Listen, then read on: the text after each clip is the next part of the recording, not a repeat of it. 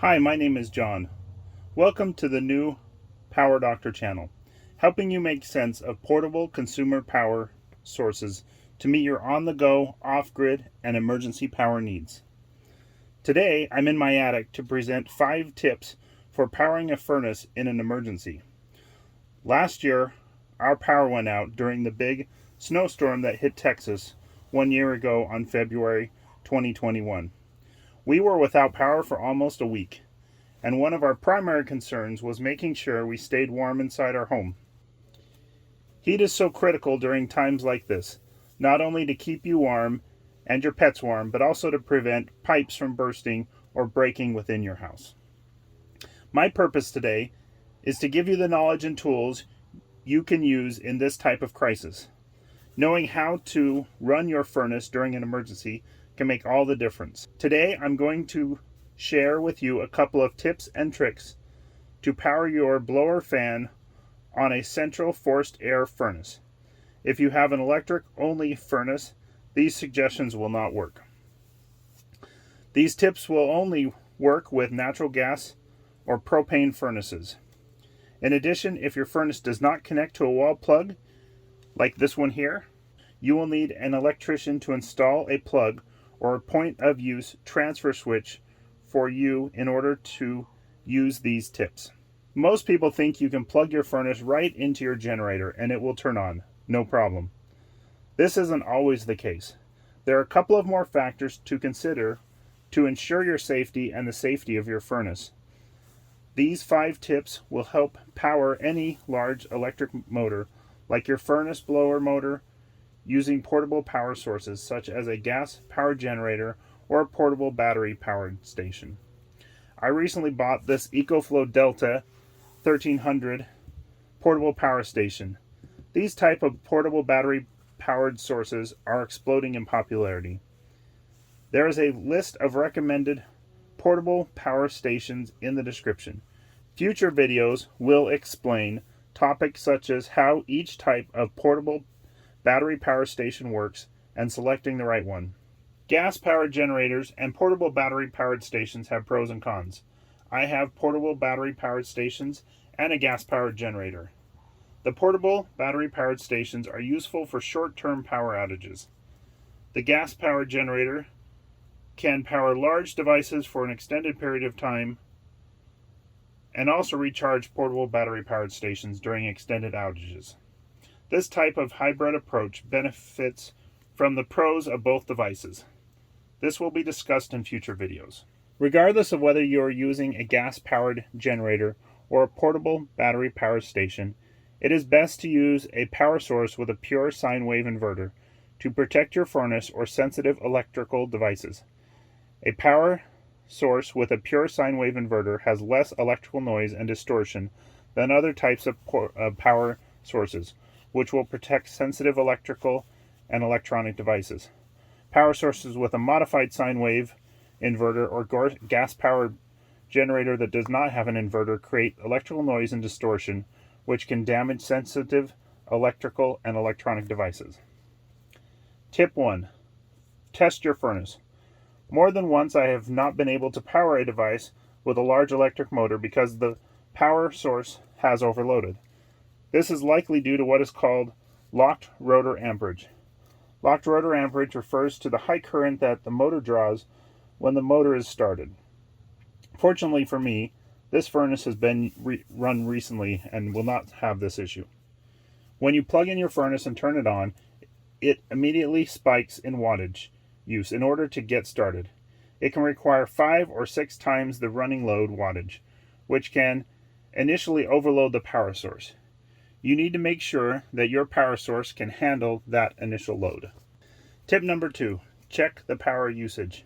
In order to make sure your power sources can handle this load, you need to first check the wattage usage before you plug in the furnace.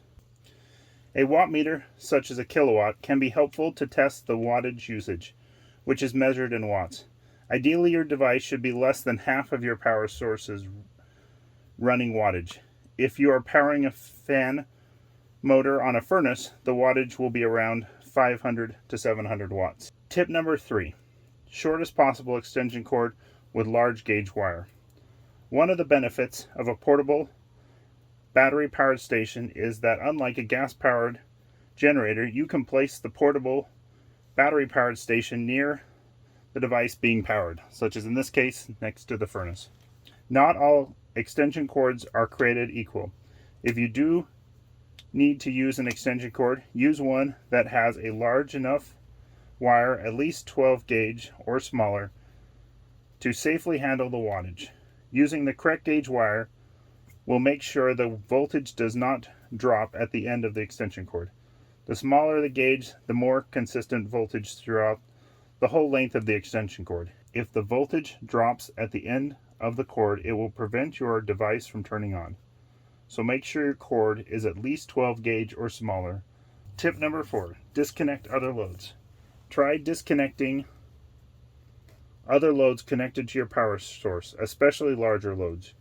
You may also want to disconnect loads that might be sensitive to large voltage spikes that can be caused by electric motors starting and stopping. For example, a refrigerator or freezer could be damaged by these large voltage spikes, and you should use caution if you are running large electric motors such as fans, refrigerators, or furnace off the same power source. Tip number 5, check the wiring. New electronic furnaces may not work with a floating ground wire, and most power sources have floating ground wires. A floating ground wire means that the ground wire of your power source is not connected to anything. For example, my furnace blower motor will turn on, but the furnace might not light the gas burners when connected to a power source with a floating ground wire. Before you fix the floating ground wire issue, you should check the plug polarity. Checking the plug polarity means that you are checking to make sure that the hot wire and the neutral wire aren't switched around. This helps avoid shorting the hot wire to the ground wire, which is very bad and can cause serious damage. First, connect the power strip to the power source plug on the back of the Ecoflow. Next, plug the polarity tester into the power strip. I recommend you purchase and use a polarity tester to check the polarity, such as this polarity tester. If the red light on the left is illuminated, or only the orange light on the right is illuminated, please stop. Your power source is wired incorrectly, and using it could be dangerous.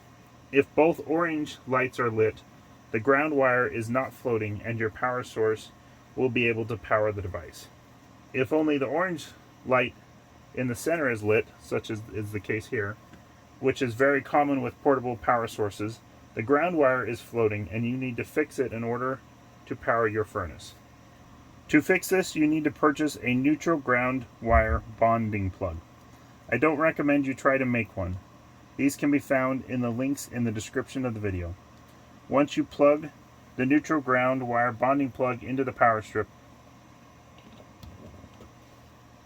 both the orange lights will turn on and the portable power source will be able to power your furnace. I now can plug the furnace into the remaining plug on this power strip. First, the exhaust fan will turn on, followed by the pilot light, and then the blue flame from the gas burners will ignite. Following these tips should help you successfully power your furnace in an emergency.